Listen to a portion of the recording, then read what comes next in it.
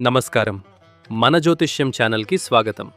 ఈ వారం మార్చి 8 నుంచి మార్చి 14 వరకు మేషరాశి వారికి గ్రహ సంచారం ఎలా ఉంది, ఏలినాటి శని ప్రభావం మరియు రాస్యాధిపతి కుజుడు 12వ ఇంట ఉండటం వల్ల ఎలాంటి జాగ్రత్తలు తీసుకోవాలి, అలాగే మార్చి 10న గురువు వక్రనివృత్తి పొందడం మీకు ఎలా కలిసి వస్తుందో మరియు పరిహారాలు వివరంగా తెలుసుకుందాం.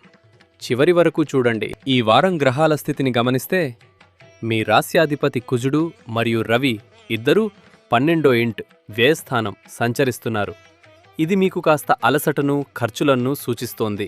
అయితే శుభవార్త ఏంటంటే శుక్రుడు మీ సొంత రాశిలో ప్రవేశించాడు. దీనివల్ల మీ ముఖ వర్చస్సు పెరుగుతుంది.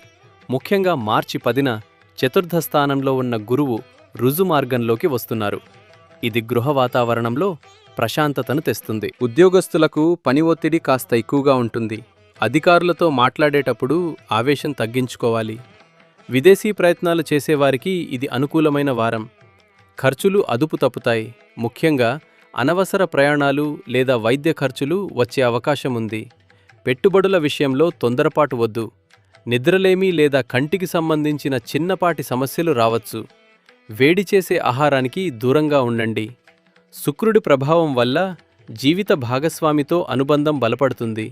ఇంట్లో ఏదైనా శుభకార్యం గురించి చర్చించే అవకాశం ఉంది. ఈ వారం ప్రతికూల ఫలితాలు తగ్గడానికి ఈ చిన్న పరిహారాలు పాటించండి. కుజదోష నివారణ. మంగళవారం నాడు సుబ్రహ్మణ్య స్వామిని దర్శించుకోండి లేదా ఓం శరవణ భవ అనే మంత్రాన్ని 108 సార్లు జపించండి. ఆరోగ్యం కోసం సూర్యోదయానికి ముందే నిద్రలేచి సూర్య నమస్కారాలు చేయటం మంచిది. దానం.